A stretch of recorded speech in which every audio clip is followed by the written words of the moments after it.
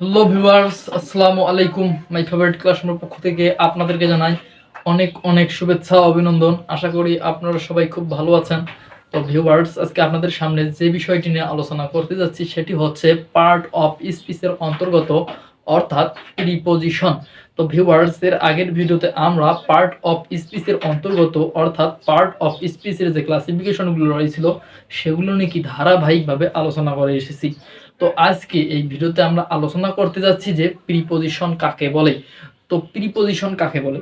Preposition অর্থাৎ preposition মানে হচ্ছে ভাইয়া পদান্বয়ী অব্যয়। কি ভাইয়া? পদান্বয়ী অব্যয়।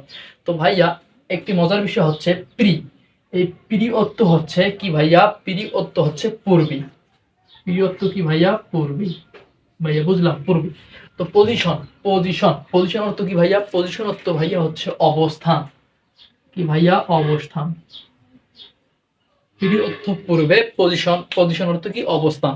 তাহলে ভাইয়া কি হলো? প্রিপজিশনের সমান সমান হচ্ছে পূর্বের অবস্থান। তো পূর্বের অবস্থান বুঝলাম না ভাইয়া, পূর্বের অবস্থান কিসের পূর্বের অবস্থান থাকবে?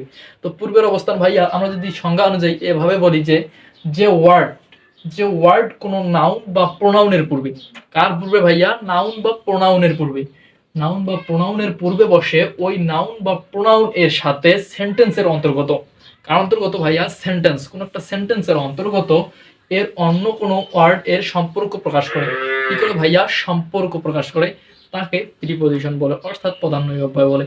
তো ভাইয়া আমরা যদি কয়েকটা এক্সাম্পল দেখি, এক্সাম্পল গুলো হচ্ছে ভাইয়া, আমি যদি প্রথমে বলি যে the pen is on the table. ভাইয়া বুঝলাম কি? The pen is on the table, কলমটি টেবিলের ওপরে। তো ভাইয়া এখানে আমরা কি দেখতে পাচ্ছি? দা পেন, এটি একটি কি ভাইয়া? এটি হচ্ছে একটি নাউন। দা টেবল, এটি একটি কি ভাইয়া? এটি হচ্ছে একটি নাউন। তো এখানে দুইটি নাউন, দুটি নাউন, নাউন এবং দুটি নাউন, নাউনের সাথে মাঝে অবস্থান কি করেছে ভাইয়া? এখানে ইজ কি? ইজ হচ্ছে একটি ভাইয়া ভার্ব। এই ভার্ব দুটো সম্পর্ক স্থাপন করে কি স্থাপন করেছে? অন। তাহলে ভাইয়া এই অনটা যে আমরা দেখতে পাচ্ছি, এই অনটা হচ্ছে ভাইয়া একটা প্রিপজিশন। কি ভাইয়া? Preposition. The pen is on the table, কলমটি টেবিলের ওপরে। তাহলে ভাইয়া এই অনটা হচ্ছে একটা প্রিপজিশন। ভাইয়া আমরা যদি এখন সেকেন্ড নাম্বার এক্সাম্পল দেখি, তো সেকেন্ড নাম্বার এক্সাম্পলটি হচ্ছে they work, they work in the garden. কি দেখলাম ভাইয়া? They work in the garden, তারা বাগানে কাজ করে। তারা অর্থাৎ ভাইয়া এখানে আমরা কি দেখতে পাচ্ছি? দে, দে ওয়ার্ক। তাহলে এই ভাইয়া দেটা কি? দে হচ্ছে ভাইয়া একটি প্রোনাউন। কি ভাইয়া? প্রোনাউন। তো দা গার্ডেন, গার্ডেন একটি কি ভাইয়া? গার্ডেন হচ্ছে একটি নাউন। অর্থাৎ এখানে প্রোনাউনও দেখতে পাচ্ছি, কি দা গার্ডেন একটি নাউনও দেখতে পাচ্ছি। তাহলে ভাইয়া নাউন এবং প্রোনাউন আমরা দুইটি দেখতে পাচ্ছি এই সেন্টেন্সের মধ্যে। তো দুইটি সেন্টেন্সের থাকার মধ্যে এখানে আমরা মাঝে কি দেখতে পাচ্ছি? ইন, অর্থাৎ নাউন এবং প্রোনাউন, প্রোনাউন দুটি কি করতেছে? সম্পর্ক স্থাপন করতেছে। তাহলে ভাইয়া আমরা সংজ্ঞায় পড়েছি যে যে ওয়ার্ড কোনো নাউন বা প্রোনাউন এর পূর্বে বসে ওই নাউন বা প্রোনাউন এর সাথে সেন্টেন্সের অন্তর্গত এর অন্য কোনো ওয়ার্ড এর সম্পর্ক কি করে? প্রকাশ করে, তাকে প্রিপজিশন বলে। তো ভাইয়া তাহলে আমরা দেখলাম যে the pen is on the table, কলমটি টেবিলের ওপরে। তাহলে ভাইয়া এখানে হচ্ছে দা পেন হচ্ছে একটি কি?